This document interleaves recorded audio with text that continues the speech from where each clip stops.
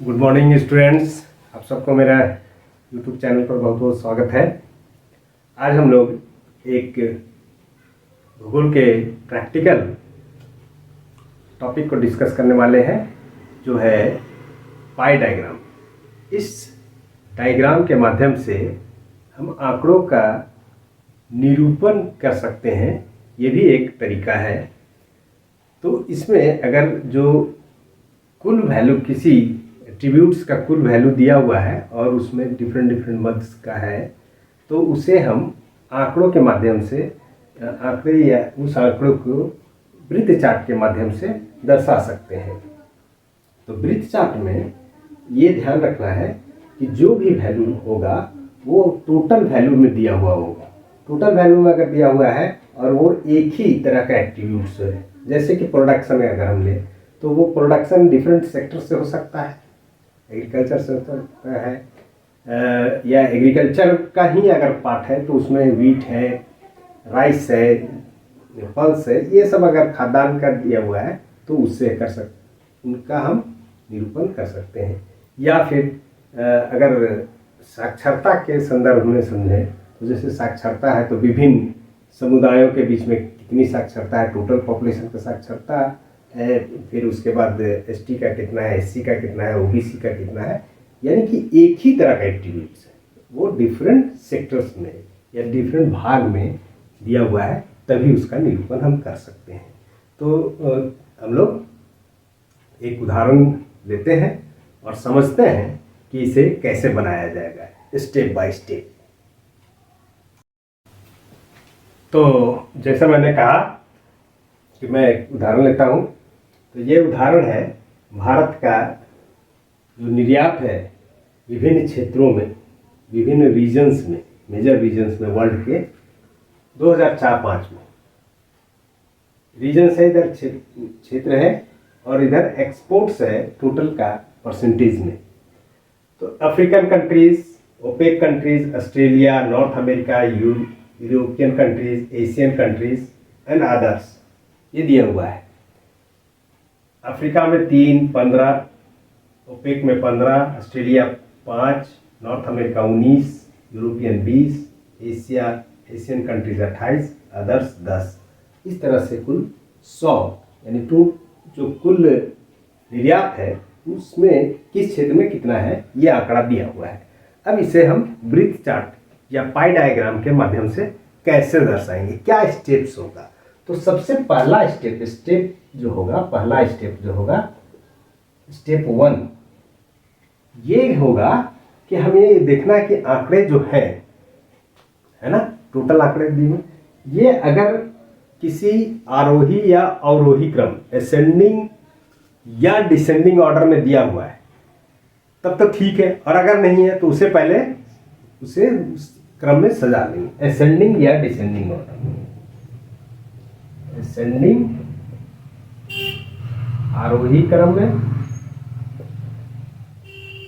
या डिसेंडिंग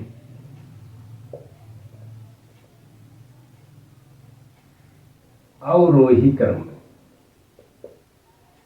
यानी बढ़ते हुए क्रम में या घटते हुए क्रम में हम इसे सबसे पहला स्टेप से इसको कर लेना है। तो चलते हैं, इसे करते हैं। तो स्टेप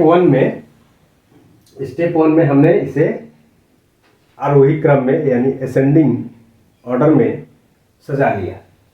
तो जैसे 3% था अफ्रीकन कंट्रीज का, उसके बाद ऑस्ट्रेलिया का था 5%, अदर्स का था 10%, और ओपेक का 15, नॉर्थ अमेरिका का 19, यूरोपियन का 20 और एशियन कंट्री 28।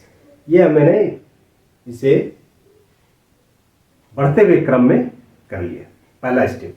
ये इसलिए किया जाता है, ऐसे करने आप ना भी करें, लेकिन ये इसलिए करना आवश्यक है कि अभी जब हम वृत्त चार्ट बनाएंगे तो उसमें क्लॉकवाइज या एंटी क्लॉकवाइज जब लेते हैं तो उसमें सुविधा होती है, और ये एक कन्वेंशन है और इसे करने से आपको आसानी होगी। तो पहला स्टेप तो ये है। सेकेंड स्टेप 1 में हमने आरोही क्रम में सजा लिया। स्टेप 2 जो है, स्टेप 2 इसमें सबका एंगल हमें निकालना है, क्योंकि ये वृत्त चार्ट या पाई डायग्राम ये अलग अलग डिवाइडेड होता है और ये एक सर्किल डायग्राम, सर्किल वृत्त बनता है, उस वो वृत्त डिवाइडेड होता है डिफरेंट जो एट्रीब्यूट्स है उसके हिसाब से। तो इसलिए इसको डिवाइडेड सर्किल डायग्राम भी कहते हैं, divided circle diagram, circle diagram इसके नाम से भी इसे जाना जाता है वृत्त चार्ट को। तो स्टेप 2 में जैसा कि बताया कि हम क्या करेंगे, सबका एंगल निकालेंगे। एंगल क्या निकालेंगे, तो हम जानते हैं कि एक वृत्त में, ये वृत्त है, इस वृत्त में कुल जो एंगल होगा इस पॉइंट पर ये होगा 360 डिग्री, 360 डिग्री, क्योंकि इसी में हमें दर्शाना है। तो ये 360 डिग्री, अब इसमें ये कोई जो भाग दिया हुआ है उसका कितना एंगल है ये हम निकालेंगे। तो इसका क्या प्रोसेस होगा, तो दूसरा है यहाँ हम एंगल का एक कॉलम अलग से फिर से खींचेंगे, ये आप पूरा करेंगे। इसके बाद तो यहाँ लिखेंगे एंगल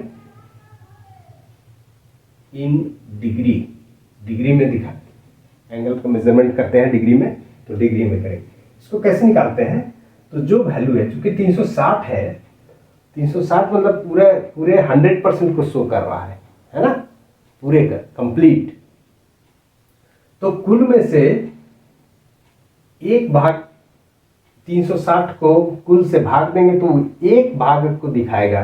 तो यदि उसमें 3 भाग है या 3% है तो वो कितना होगा, एक एक नियम के हिसाब से।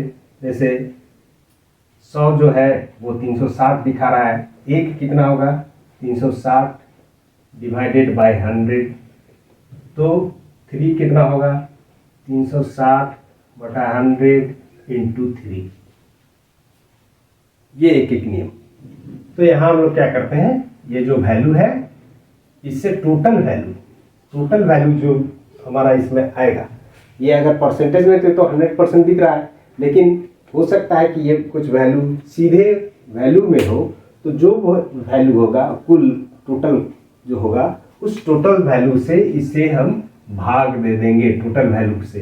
तो टोटल वैल्यू 100 और इसको हम अगर 360 डिग्री से गुना करेंगे तो ये वैल्यू जो निकलेगा है ना, ये जितना भी वैल्यू निकलेगा ये हमारा इसका एंगल हो जाएगा। तो इसको आप देख सकते हैं गुना करके 360 से, तो ये आप देखेंगे इसको, यानी 3/100 इंटू 360 है ना, तो आप इसको गुना करेंगे तो देखेंगे 10.8 आएगा। तो इसे हम राउंड अबाउट कर लेते हैं, 10.8 आया, आपको लिखना है 10.8 आएगा, लेकिन इसे हम उसके नज़दीक के वैल्यू में कन्वर्ट कर लेते हैं, कन्वर्ट कर लेंगे टोटल वैल्यू को। तो ये लगभग अप्रॉक्स इस तरह का है, साइन अगर हम लगा देते हैं तो ये अप्रॉक्स हो गया, तो ये 11 डिग्री है ना। ठीक इसी तरह से बाकी सबको भी करेंगे।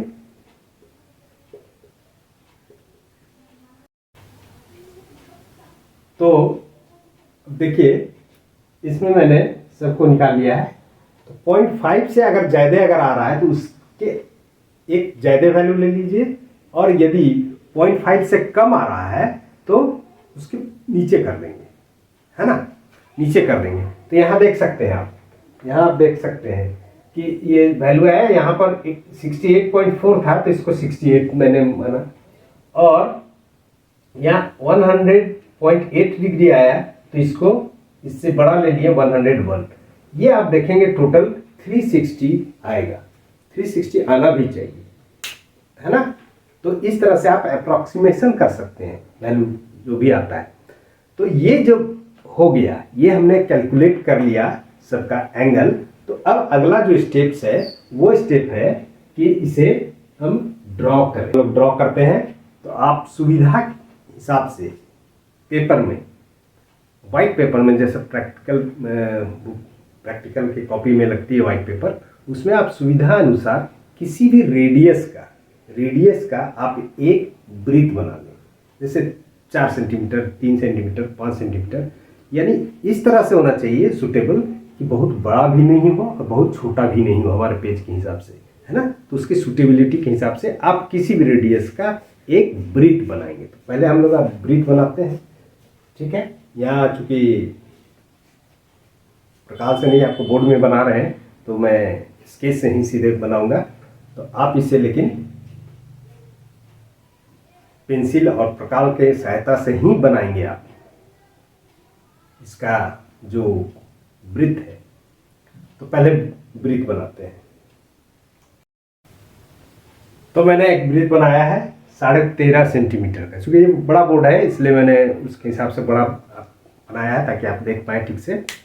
तो एक वृत्त कर लेना है। अब इसका सेंटर पॉइंट, जो भी सेंटर पॉइंट आया है ना, यानी ये लगभग मैं इसे माप रहा हूँ तो 27 से कुछ ज़्यादा है, यानी कि यहाँ पर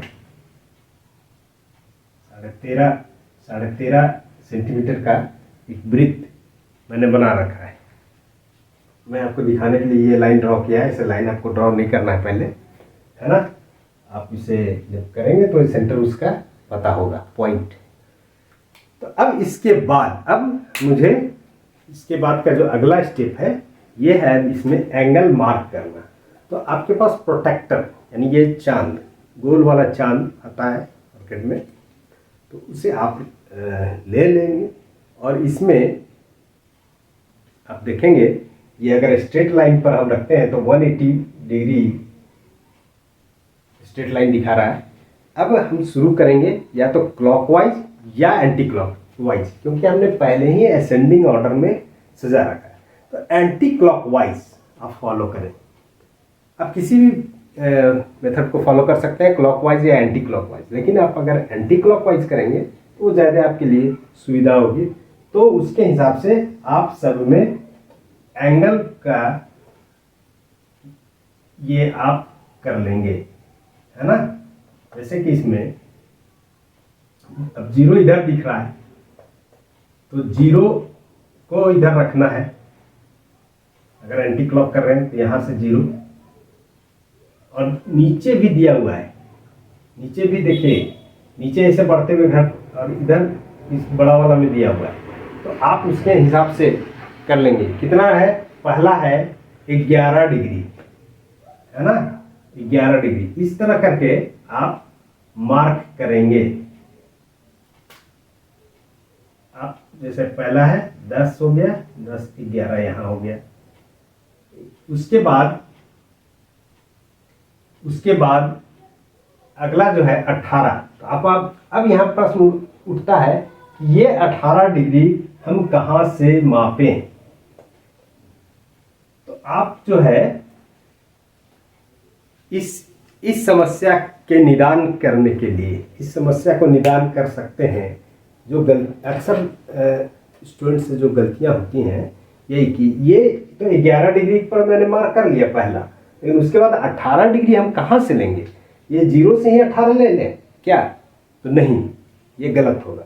यहाँ से अब 18, तो आपको हर समय उसके 0 को घुमाते रहना पड़ेगा। लेकिन इससे आप बचने के लिए, टाइम सेव करने के लिए, आप अब क्या करें कि एक और कॉलम आप बना लें अपने सुविधा के लिए, जो इसका पार्ट नहीं है, लेकिन मैं आपको बता रहा हूँ कि इससे आपको कभी गलती नहीं होगी। आप क्या करें, इसका संचय कर लें, असेंडिंग में कर लें। जैसे 11 है, 11 का प्लस 18, 11 18 कितना हो गया, 29, है ना। इस तरह करके अगर आप सबको संचयी कर लेते हैं और तब आप एक ही जगह ये प्रोटेक्टर को रखकर अब जितना जितना आ रहा है वो हम करते चले जाएंगे, तो आप ये गलती नहीं करेंगे। तो आप इसको फॉलो करिए, तो इससे आपको गलती नहीं होगा। देखिए मैंने क्या किया कि सबको संचय कर लिया। ये आपको लिखने की ज़रूरत नहीं है, ये सिर्फ आपको एंगल करने का के लिए जो गलतियां होती हैं उससे बचने के लिए मैंने ये तरीका बताया, ट्रिक्स बताया, ताकि आप इसमें गलती नहीं करें। अक्सर ये गलती हो जाती है, ये 18 डिग्री का लोग ये गलतियां करते हैं।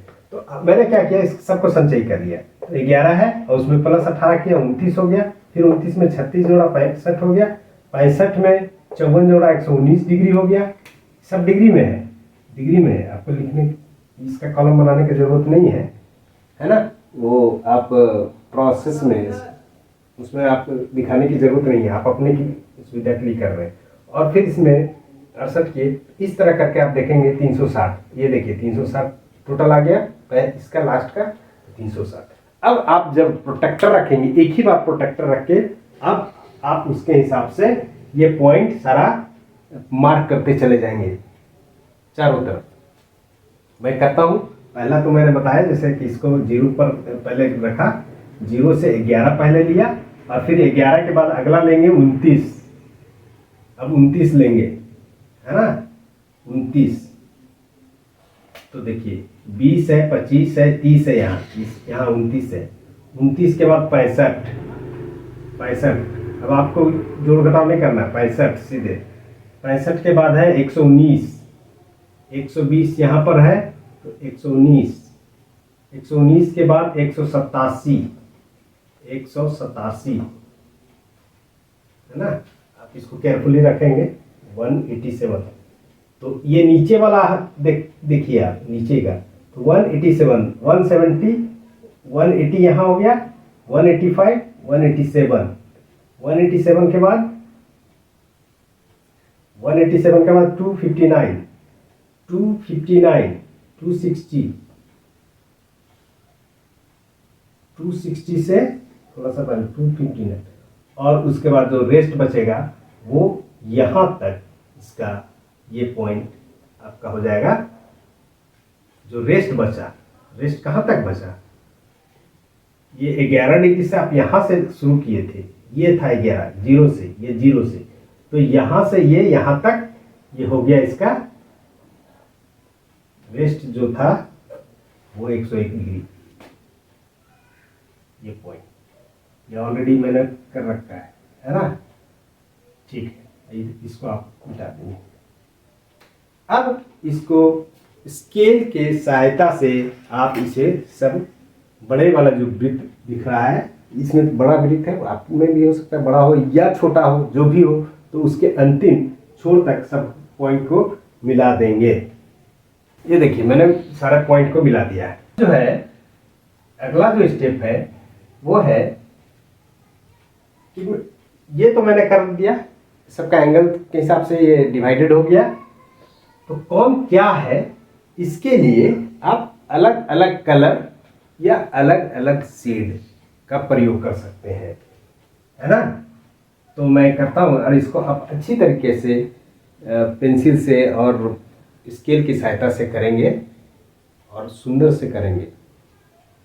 तो आप चाहें तो उसका प्रतिशत सबका लिख सकते हैं और ना भी लिखेंगे तो आप इतना अगर बनाएंगे तो ये कंप्लीट हो जाएगा। ये इंडेक्स राइट साइड में आपको दिखाना चाहिए, या जगह कमी के चलते मैंने इधर बना दिया है, लेकिन आप इसे राइट साइड में ही बनाएंगे और नीचे से। ये है वृत्त चार्ट के माध्यम से आंकड़ों का निरूपण करना। तो उम्मीद करते हैं कि आप इसे समझ पाए होंगे। तो धन्यवाद।